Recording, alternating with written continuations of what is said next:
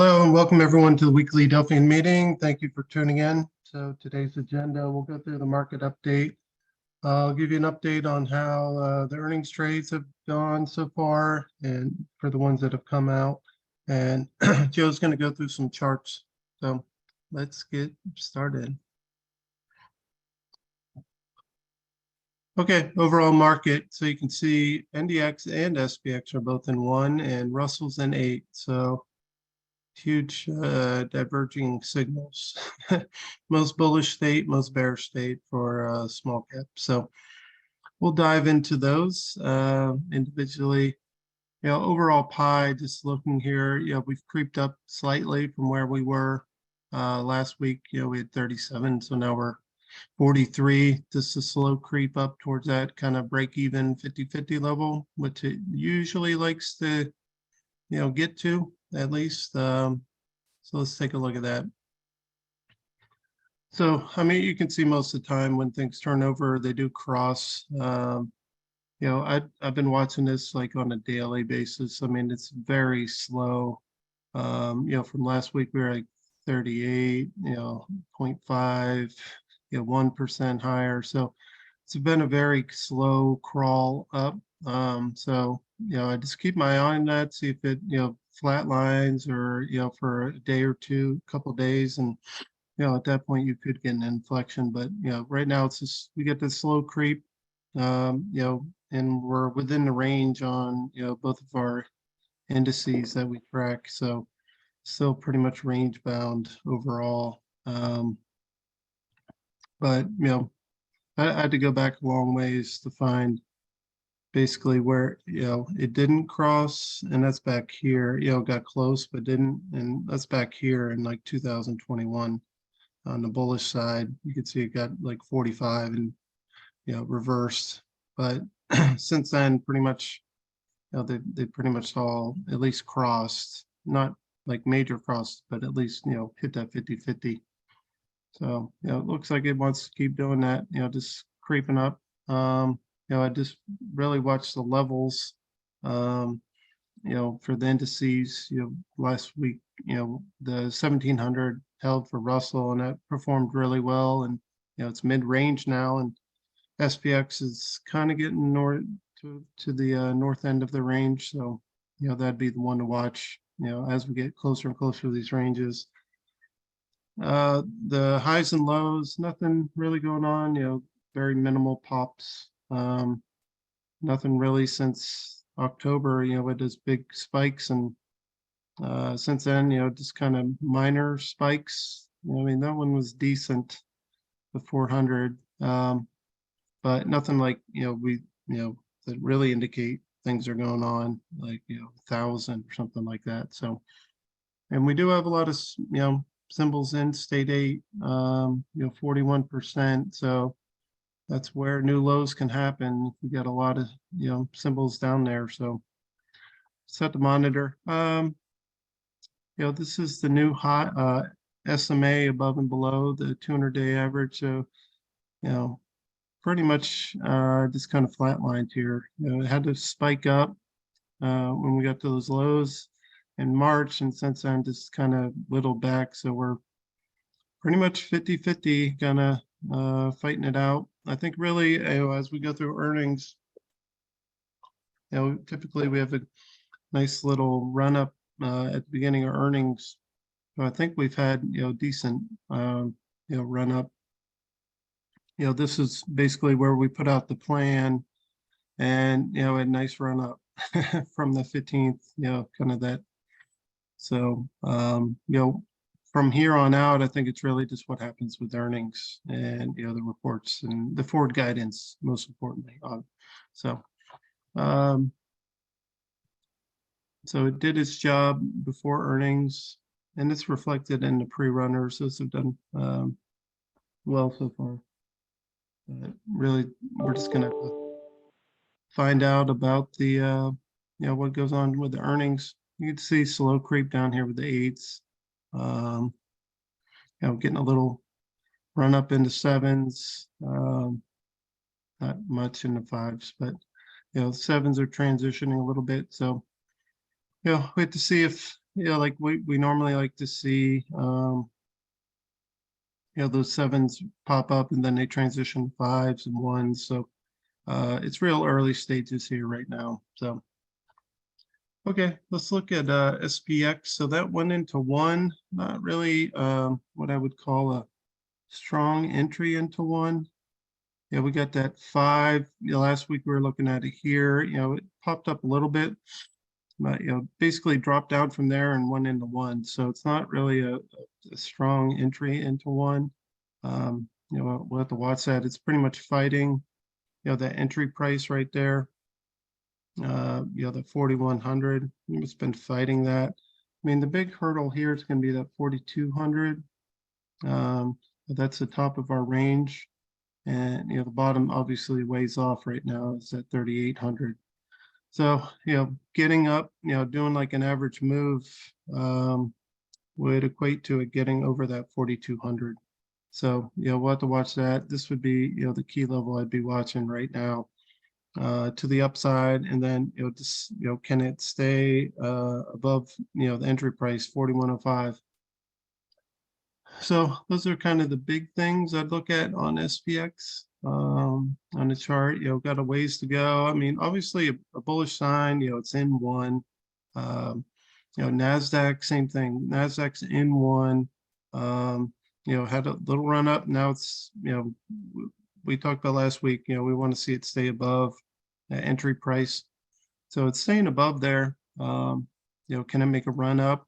We'll have to wait and see. I'd obviously key more off of SPX, but this one transitioned a few days before, so kind of leading away. But they're mirroring stock movements, these two, while Russell is off the reservation right now. But these two seem pretty well correlated, and at least statewide, Nasdaq's a few days ahead, but pretty much similar. Let's look at the chart. So last week, that wasn't last week. So last week we're here, at 4,100, and where are we at right now? Pretty much same level. So we're pretty much flat. I think today we're a little above that. So market. I mean, we're right. We're just playing with this entry price right here, 4,100. So the bigger level obviously is at 42. Let me put that up there. So 42, and then the lower end's at 38. So do we make a run up there? Hard to say. It seems like Market Pulse is kind of saying we're going to creep higher, at least going up into the earnings, which really start tomorrow, Friday. With some of the bank stuff. So obviously those have been in focus with the banking crisis, Silicon Valley, First Republic, Credit Suisse. So those will be in focus. So that should give a how those things report on a whole will probably, I think, guide the direction of the market, at least near term. So here, upper end of the range, 4,200, like I said, would be kind of, if we continue to creep higher, that 4,200 last time was a hard fail. Obviously, came all the way back down to the bottom from there within like a month. So, 4,200, there's your range. Unless we have spectacular, earnings, guidance and stuff, I would continue to expect range bound for short term, medium term. Okay, that's SPX. I did a quick flash of NASDAQ. I'm not going to go much more into that. This is the other one. So the Russell State 8, we're in there 19 of the 27. That's the average. Obviously not a typical move, where we kind of go like this and down, but it's holding in 8. This is the kind of high level here, right above that 1,800 level. So we're kind of in the middle right now. obviously, of this range. And, our big range for this is 1700. So that 1700 held. So obviously got a great push that's bullish, obviously, off of that lower end of the range. Obviously, very good sign that it just jumped off of 1700. So it got below there. You can see it's 1689. So, that's obviously a good sign. We're pretty much near, I would expect this to have to get above, kind of into those stop losses for this to transition. So it's going to be above 1800, for this to get out of 8. So, obviously it's been, acting strong lately, a couple good days there, off of the support of the entry price. So obviously another little kind of near-term bullish sign. So this, along with, what we're seeing, SPX, NASDAQ in 1, a lot of things just kind of point, in the market pulse. I could go back there real quick.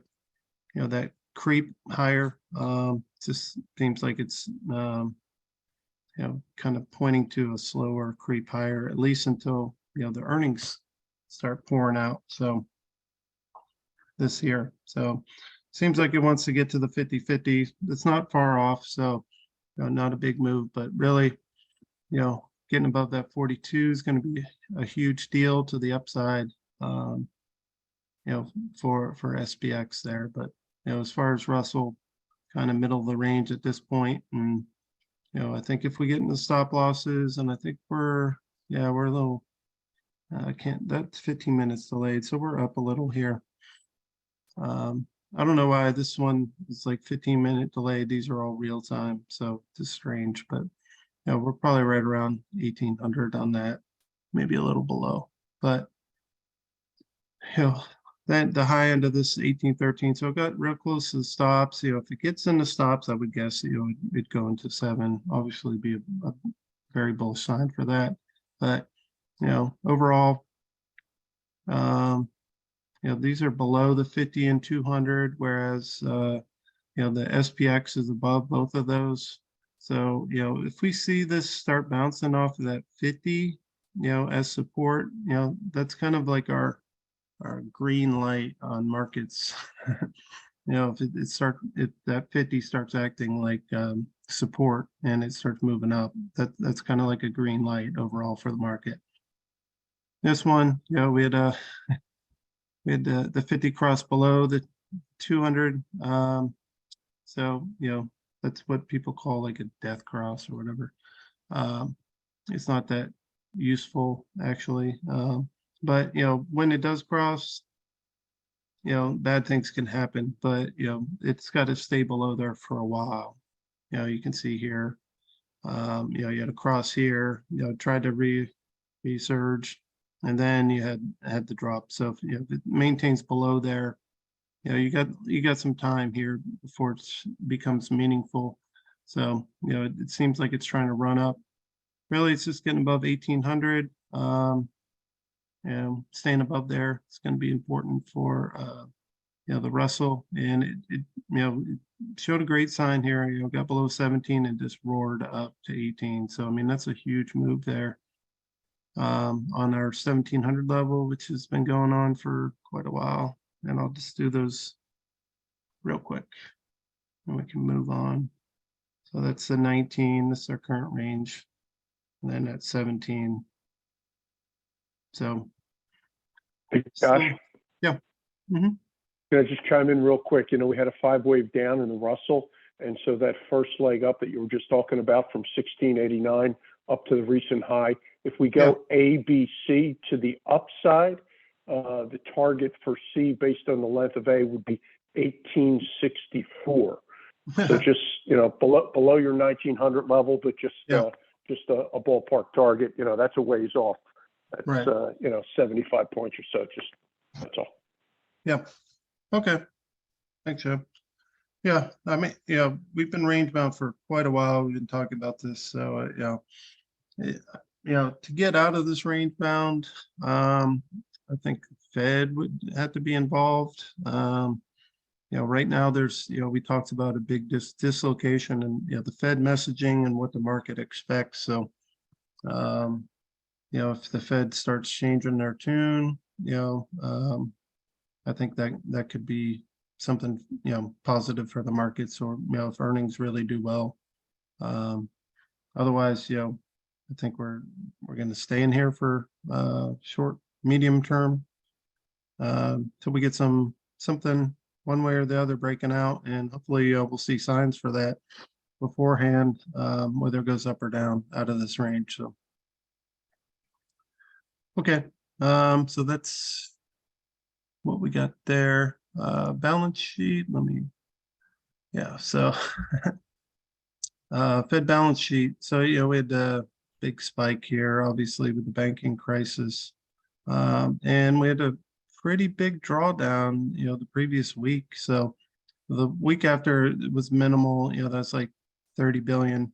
This one is one of the bigger ones we've seen, 70 billion, a little over 70 billion on the drop down. So they're continuing, just like they said, and, we kind of want to verify, the Fed's doing what they're saying. Obviously they took a long time to start drawing down this. They had originally said, like, I think June and stuff, and June was nothing, but they started drawing it down, like they said, slowly but surely. Obviously they had to respond to the banking crisis, but, they said they're going to continue it. So they had a pretty big drawdown here. So I'd expect that to continue until, the messaging changes. Other thing with I think this is one area. They're still pricing in. This is May 3rd, so we're getting closer. 1, 2, 3 weeks out. Pretty much got a quarter rate hike in. We'll see how the things change today with the. I don't think it's going to change much. I think quarter, is still pretty much in there. Joe, do you have any different opinion? I don't, Josh. Excuse me. So what the market's pricing in is this is going to be the last rate hike. And, if you look at like December, so, that we'd be at 5 to 5 1/4. So by December, they're saying we're going to be, a full point, percentage point lower than where we're going to be in May. So I think this could be, a problem for the market, where, the Fed has said they're not going to cut rates this year. So unless, so it's a big dislocation. And we had talked about this before, where, people had, in the fall had expected, the rates to slow down, and they didn't. The Fed had stuck to, what they'd said. So that was another kind of dislocation point. This is a big dislocation. I mean, this is still the same year, right? I mean, the Fed said they're not going to raise rates until, this year. I mean, cut rates, in 2023. So this is the whole year, and their market's got, it's a big dislocation. So that could be problematic. Or, the Fed, I mean, the market will have to start factoring in that they're not going to raise rates. So I think that's a downside overall for the market, because they're, based off of their expectations here. So I don't know if this is wishful thinking or not. I mean, a lot of the banks are in problems with their portfolios of mortgage-backed securities and treasuries that are, yielding nothing, and, the price is plummeted. So I don't know if this is just wishful thinking, from market participants, but we've kind of just stuck with, what, the Fed has backed up their word on what they said. So, I still think, as far as, right now, I don't expect any cuts, since one thing they, Joe brought this up earlier, like the whole transitory inflation. I mean, we called BS on that, but since then, they've, pretty much stuck to their plan. So, all right. I want to pull up a couple of, so, the inflation numbers came out this morning. obviously it was, the overall inflation rate, the core actually, wasn't, didn't drop from the previous, but I did want to pull up some longer term charts for you. This is CPI. So I'm going to show you two things, right? So this is the inflation chart. It's like long term. You can see, right here, that's our target, right? 2. So you can see it kind of go back and forth. 2 overall, but really, kind of like messy chart, right? Now, when you look at CPI, that's not a messy chart, right? That's pretty much straight up. And, this is a 25-year chart, right? You go back, I mean, I was telling Joe, I'm like, okay, we got off the gold standard here. It's just been, you could probably find the slope of this line, So my concern, obviously, is, we're way off that slope, right? Let me, so, if that's the line, right? I mean, we are way off that slope right now, because of the stimulus money. And, that took obviously a long time to filter through the economy. So my big concern is the Fed going to make us go back to this line, this nice, trend line that's been going since 74. I think that'd be real ugly overall for the market, obviously, if that's like a deflationary type thing. But I did want to pull up, so this is really cool charts here. So I'm going to pull up my important indicator. Say, Josh, can I say something while you're chart finding? Yeah, go. Yeah, because it relates to that very last chart. By the way, I'm a big believer in those like longer term trend, the trends that you are drawing there are Yeah. But I wanted to bring up a point that Powell made early on, the first 3 or 4, Fed meetings. And he said the worst thing that they want to avoid is high inflation that sticks around. And and that's you're are we above the trend line? You just, yeah, we are. And I think that's what their early concerns were for. So if they're not gonna back away from that being the worst problem, that could be, Right. it's a more let's say stress on the dislocation that you previously talked about. But right on. I just want to mention that the fact that I think that we're approaching what the Fed wanted to stay away from as as their chief. Here's what we want to avoid at all costs, and we're getting close to that. That's what my kind of point. But thanks. Sure. I think in layman's terms, they're trying to avoid like a Venezuela type situation where the prices get out of control. I mean, that's worst case scenario. So that you see that big spike up. But what I want to pull up here is this is the money supply. So you can see, this is COVID, right? So we had this huge spike up, and you can see the lag.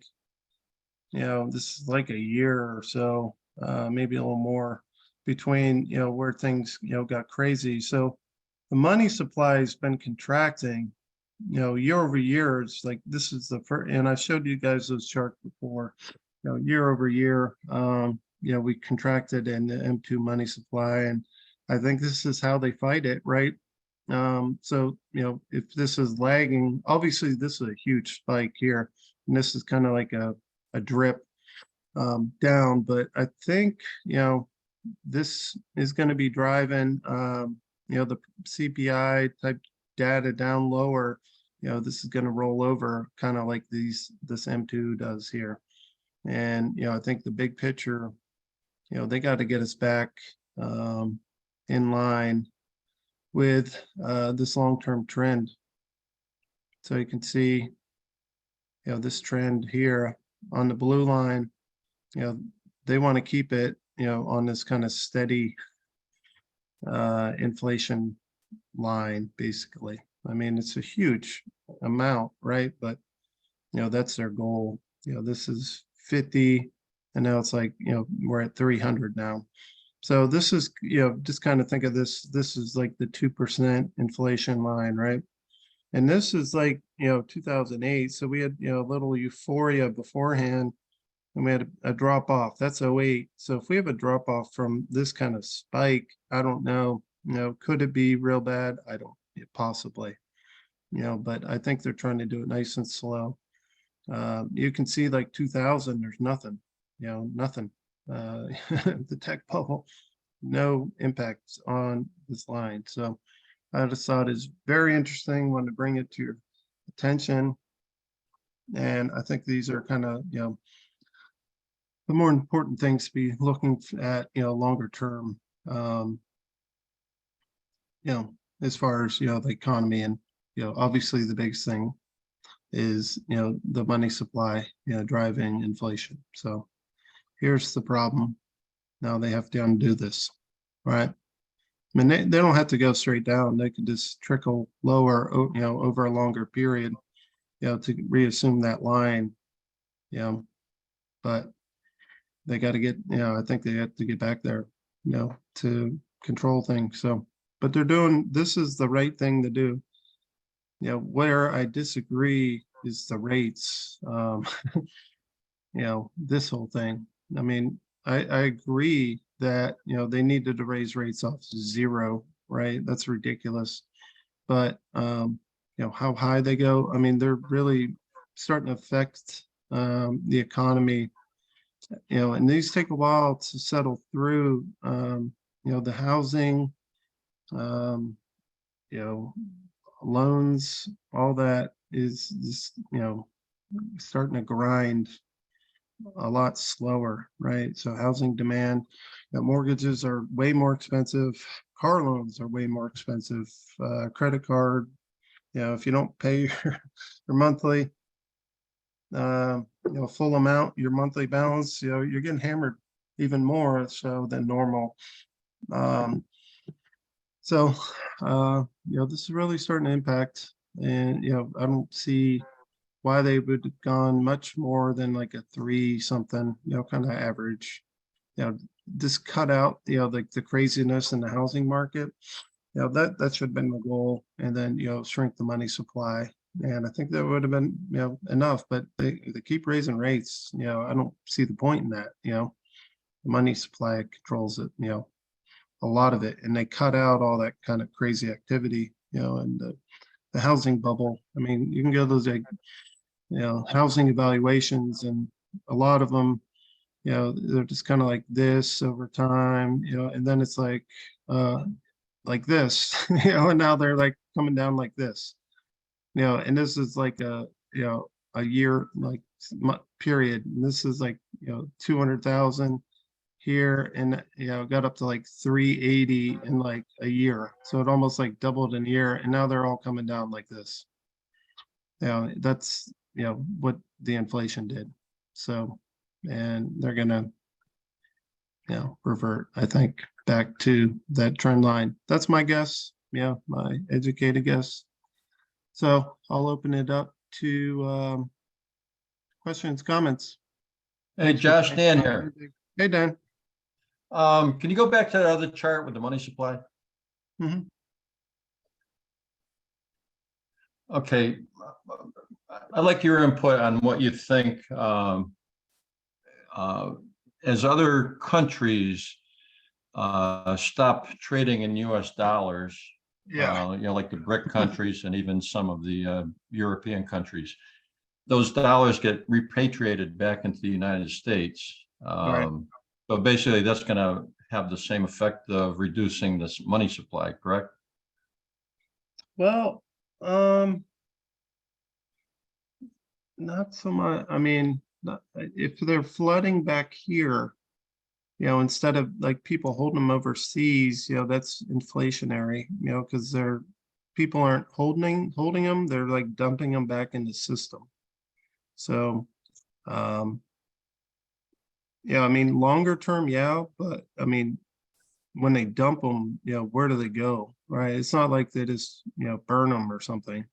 they're exchanging them, so they're back on balance sheets of, wherever, they're exchanging them or whatnot. So there's actually more dollars like sloshing around instead of, some country holding 300 billion, in cash or something.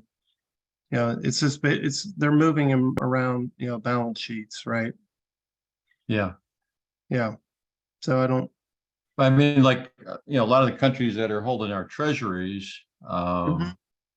and if they stop buying our treasuries, right. those expire, and they convert that to their own currency.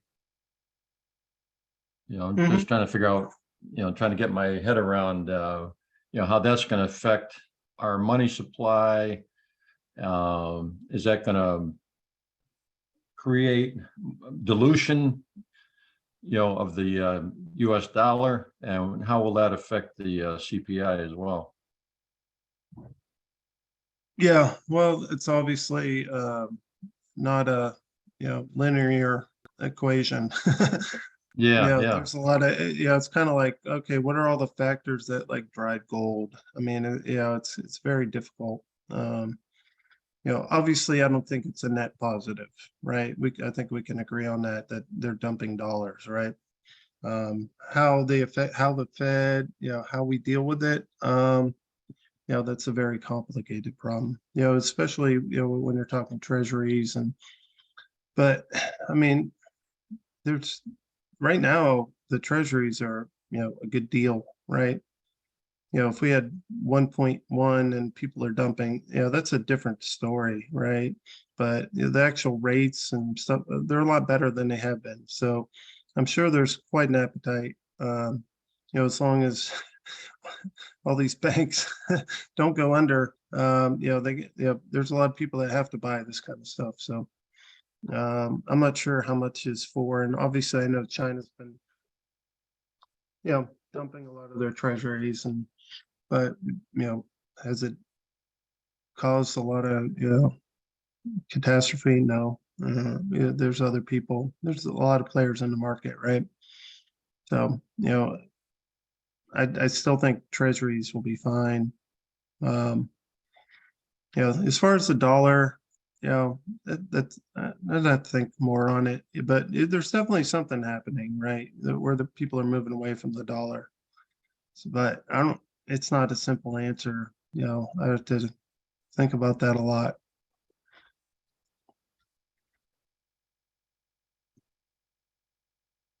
Uh, great question, Dan. Did anyone else have thoughts on that?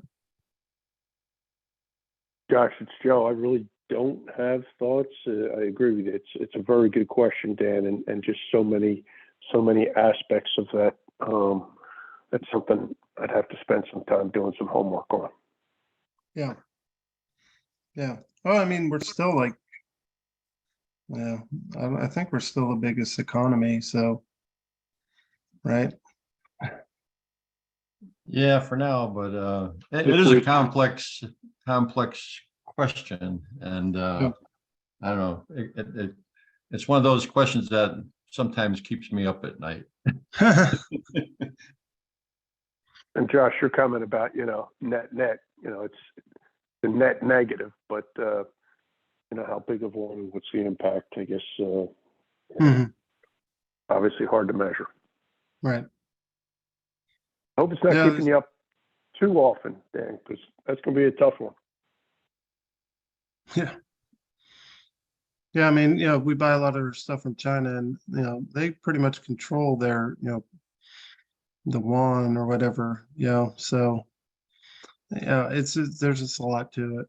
So definitely not a positive. So, all right. Thanks, Dan. Anyone else? Questions, comments?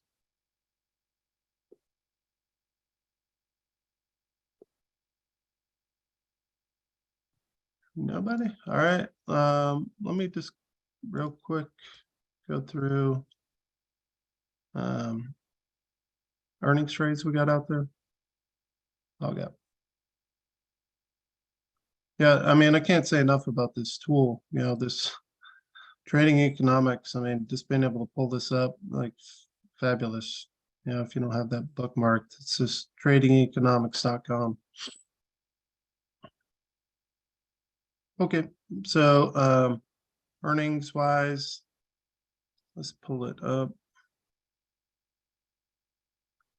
So here's all the trades that have gone. Take a snippet every morning. You can see it's almost like confirmed, estimated. All these are all the pre-runners, estimated, confirmed.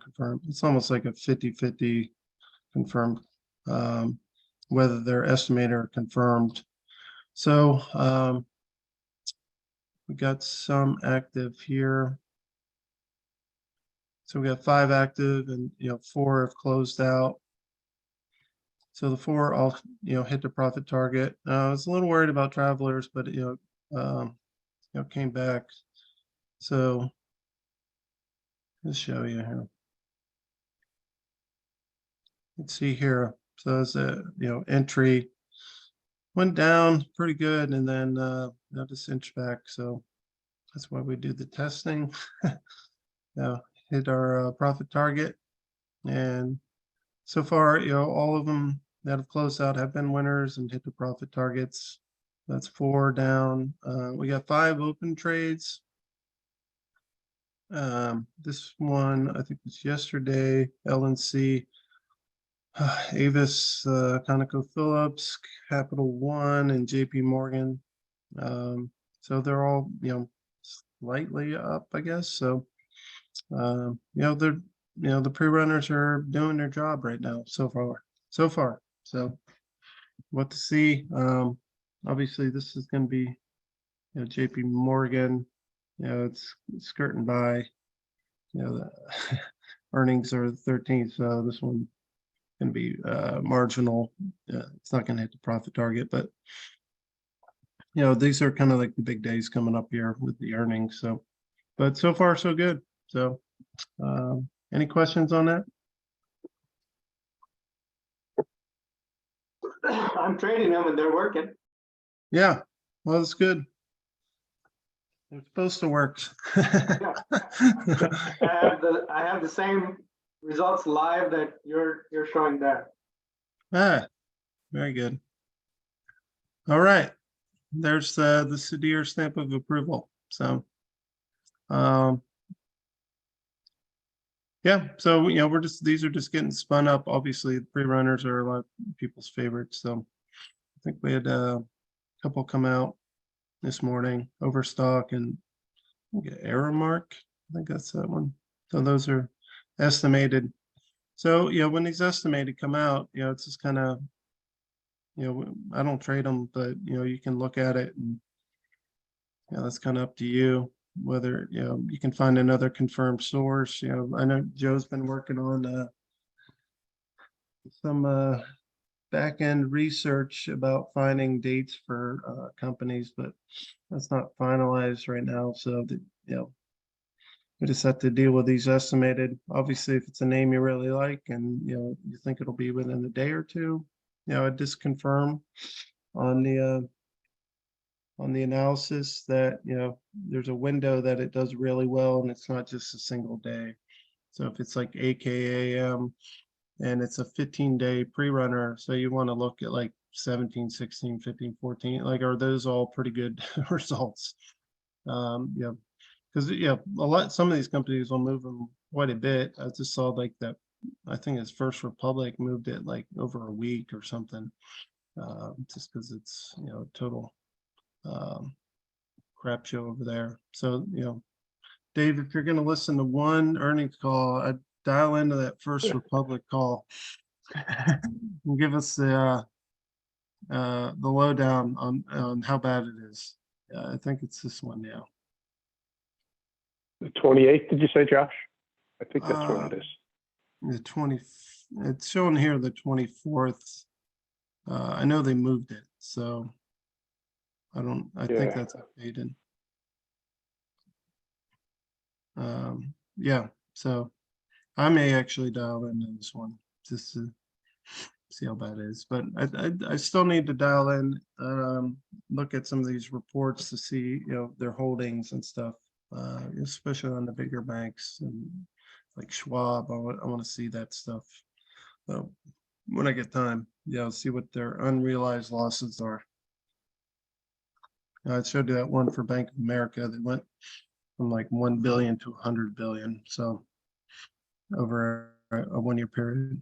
So something to keep your eye on. These banks can get into trouble real easy with these, assets that they purchased a while ago and are going to be on the books for a while. 10-year at 1.7, 1.4. That's not going to fare well in the market right now. So Buffett was on CNBC this morning, and he said he doesn't think the banking crisis is over, that there's going to be more banks that are getting trouble. Yeah. I mean, if they're pulling deposits and the whole reserve requirement, they used to, I showed you guys on that one chart, it used to be like 10%. Now it's like 0. So I forget where it was, but it had, I don't know if I can find it quickly. Probably not. There's too much in here. But it had like a chart of all the different banks, and like JP Morgan looked the best. But all the other ones were, over with Silicon Valley Bank in that kind of area. So, okay. All right, that's it for me. I'll let Joe run through some charts with you guys. You ready, Joe? Josh, I am Josh. I'll grab the screen. Just, a couple things. You are right. The First Republic Bank earnings call will be Monday, April 24th. And I think their announcement, as you said, was pushed back like 2 weeks, something like that. So just as an FYI. And then also, if I'm not sure how many people are trading the earnings plan, but as Josh said, obviously, a decent portion of those trades are still estimated. I think we get 73 trades in the plan. I think 25 still have estimated dates. That is dynamic. Those estimated dates do go to confirmed as we get closer on some of them. But as Josh pointed out, our IT support has put together, I think, basically the same algorithm that everybody else uses. They take days, where earnings have been announced in the past. We've got that in place now. So if you want to trade something and you're unsure about, the earnings date, if it's estimated, don't hesitate to shoot an email. We'll be happy to share, what we have with regards to, any of the company earnings dates. And we have a lot of data that we've organized that goes way back. We just, it's not quite ready to put out yet, just as an FYI.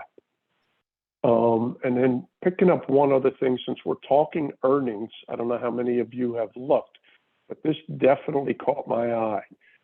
Caterpillar estimated earnings, not confirmed, but estimated on a lot of different sources on the net, for the 27th of April. Caterpillar is both a pre-runner. That trade, I think, kicked off on the 3rd of April. But it's also a bullish runner on top of that. That really, caught my attention. So, just want to bring that to everybody else's attention. It actually, this recent move down, Josh, does such a good job with the targets, using them as support and resistance. Well, look at that target 3, in the 210 range, holding and, bouncing off there. And again, this thing is, let's see on the 3rd, where's the 3rd? So, it actually put the trade on at a relatively high level. But, we got a big pullback. And as I say, this is teed up for a bullish pre-runner as well as a bullish runner. So I just wanted to, bring that to everybody's attention.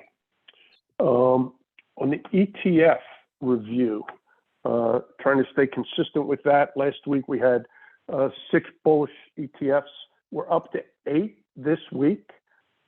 Just really over the last 3 weeks, if we go back to the middle of March, which was kind of a intermediate short-term low in the market, we only had one bullish ETF.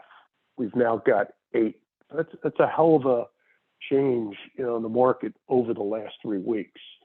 XLC is the one that I thought was most important in terms of the transitions. I mean, the two that went from bullish to bearish were the materials, the XLB. There's stuff in there like Air Products, Freeport McMoran, Sherman-Williams, and then also energy, which is kind of interesting, but just, from a 4 to a 3, so a little bit of a intermediate, adjustment there. They're the two that have gone bullish since last week. The two that really caught my attention, though, were the two that they were in bullish states, and Josh talks about, we go from 5 to 1. Well, XLC has gone from 5 to 1 in the last week, as has the consumer staples, XLP. So, this certainly piqued my curiosity. When you talk about communication stocks, you're talking about Meta, Google, Netflix, Activision, Comcast, Verizon, big guys, T-Mobile, Disney, AT&T. They're some of the larger components in this thing. What caught my eye is the fact that this darn thing has not been in state 1, since the market rolled over in November of 21. I mean, the S&P was, it was January, but it was the Russell that rolled over in November of 21. And, we rode a big leg, state 1 into that high. We went, sideways for a long time. And then, we're in that 8787 death spiral that Josh talks about. But, for this thing to have gone into a state 1, I think really bears watching. Whether we get any kind of move like we had, in 2021 remains to be seen. But, of all the changes in the last week, I thought this was the most meaningful one. Excuse me. Sort of interesting to me that there have only been 9 state 1 occurrences. I actually find that Josh and I didn't have a chance to talk about this yet. I'm going to try to double check that with our IT just to make sure that's true. But 44 days, long way to run, 8% average move, not that big a deal, but I think somewhat important to keep an eye on this thing at this point now that it's rolled into state 1. The other one are the materials, XLP, much less interesting, from my perspective, basically it's almost a sideways chart, that sometimes gets whipsawed, in state modeling. So not a whole lot there, except that it is, it's going from 5 to 1. You could, make new recent highs without having to go too much further, but it's really the XLC that caught my attention. So, but both of them going from 5 to 1, maybe suggests the market wants to move higher. The breadth, continues to be pretty good. Here's the energy, not much, just kind of intermediate at a state 3 here. Nothing really jumps out at me on the chart. You could potentially have, a 5-wave. And actually, what I want to check in the energy, this gap here seems very odd to me in a chart like this. So I just picked this up earlier and noticed the gap. So got to go back and I'll follow up next week to make sure there's not something wrong with that data. It looks like that could be a possibility. Let's see, the couple more here. Yeah, just the ones that are still innate, just actually let me back up to, that's not what I want. Just the couple that are still innate, nothing really new there. Although XLF, still ugly certainly, but you got a few green bars just trying to hold those lows. Nothing really to talk about. Dead cat bounce, nothing much more. What do we got? let me back up just in terms of the timing, actually, on the financials. 16 days in, average move in terms of days is 31 days, so we still, may have a couple weeks left. 27 occurrences is decent, but what is sort of interesting about the XLF move, typically you're talking about a double-digit down move, and we basically have been holding the entry point all along. So again, maybe speaking to a little bit of strength in the market. Real estate's still in state 8, but again, a lot of green candles recently. Not much of a bounce, but not red. So short-term higher lows, and they're the 2 state 8s. So I think they were the only charts I mentioned earlier. That possibility to get an ABC up to 1864, is a potential target, to the upside in Russell. And they were the only charts I wanted to go through, Josh. Caterpillar I talked about. Will be darn interesting to see how this thing does over the next month. So happy to take any questions if anybody's got any. Let's see, one other thing, not from a chart perspective, but I mentioned in the past, Refinitiv, which is a data outfit owned by the London Stock Exchange. They put out nice earnings documents. We'll post their recent earnings document, which talks about the upcoming earnings recession, and a lot of detail on that. We'll post that to the share file. And then just in terms of different stats that are coming out, I mean, I don't know that anything's going to be new in the FOMC minutes, but they come out at 2 o'clock today, along with budget statement. And then we've got core CPI or PPI numbers tomorrow, all kinds of numbers on Friday, like retail sales, industrial production, capacity utilization. Not sure that they're market movers, and doubt we get a surprise in the core PPI tomorrow, but something to be aware of. And then in the next week, basically Monday or Tuesday and Wednesday, we get all kinds of housing numbers. So as Josh said, we're basically still in this trading range. Hard to say what's going to get us out of it. But hey, that's all I had today. Yes, sit here. Do you have a handy, if you don't, it's fine, but those Yardeni quarterly S&P estimates? Yeah, I'll post that to the share drive too. I had them up last week. I didn't look this week. They had not changed as of last week.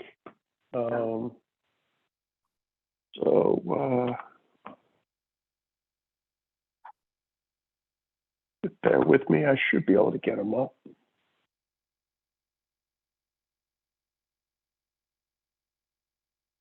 April 10, here you are, Sadir.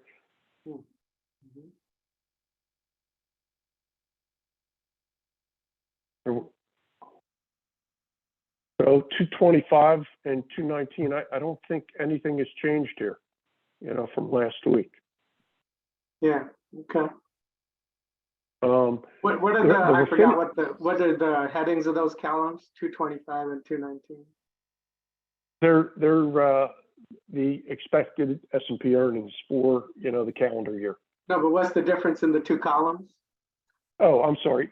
Yardeni left, and you got consensus to the right. Oh, okay. Analysts and Yardeni. Okay. All right. Exactly. And the Refinitiv document that we'll post really does get into the weeds. So, if you get a second or a few minutes, actually, I would suggest, taking a peek at it. Really does get into the weeds. I'm surprised, frankly, a document like that is free, but we'll post that to the share drive. Okay, thanks. So Joe, Yeah, Dave. Somebody else, I heard another voice, so somebody else can go and I'll go. No? Yep. My voice? Okay. Maybe it was your voice, Josh. Yeah. So Joe, for Caterpillar, that was an interesting, I was looking before you put the chart up, I flashed back to swim for a second to look at Caterpillar. because it could, just for the fact that you mentioned it qualifies as a pre-runner and like a post-runner, that signals that, well, okay, that's kind of cool. You could maybe trade the pre-runner trade or the post-runner trade or both trades, or maybe there's another strategy that Caterpillar qualifies for that's interesting too. I was thinking out of the money call calendar or something like that, or a diagonal, because you can, say take advantage of not necessarily a big change due to earnings, right? Because isn't that what you're sort of saying? If it qualifies for both, it doesn't reverse terribly often. Is that a reasonable assumption there? If it's both a pre-runner and supposed to go up before earnings, and a post-runner, that means it goes up after earnings, then you're kind of like saying that it probably doesn't reverse much during earnings. Is that a logical statement or stupid statement? Not necessarily. I would pull up the earnings analysis on it, look at it. Most of those are like, 50-50, like up and down, so I don't think cat moves that much, but I can pull up that chart real quick. Joe, go ahead. It's Yeah. down now. I mean, significantly down from where it was not too far ago. So that's probably a good thing to trade right now, just saying. Yeah, it's down significantly, and that's kind of one of the things that caught my eye. And, when we had the big red candle last week, that had to do with, just basically the expectation for recession, yada, yada, yada. Deere and Company, a lot of those big boys got hit pretty hard that day. What struck me too, Dave, because we do the back testing, and so it's Josh, it's 90%. It's 90% winners at we test for 50%, and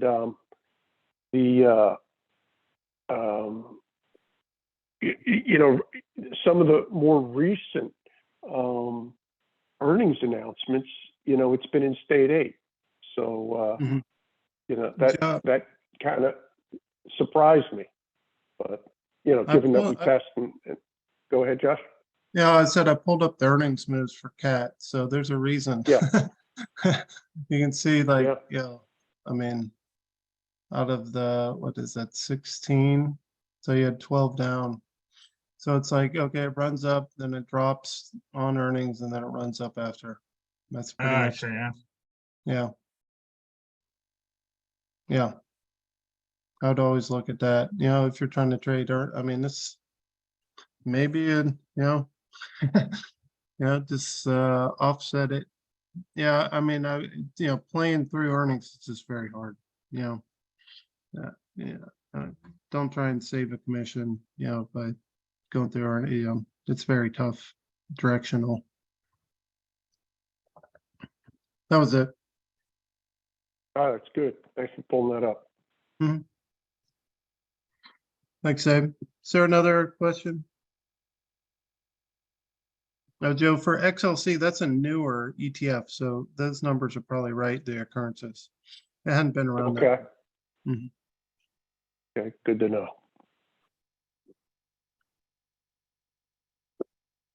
All right, last chance before we wrap it up. Don't be shy.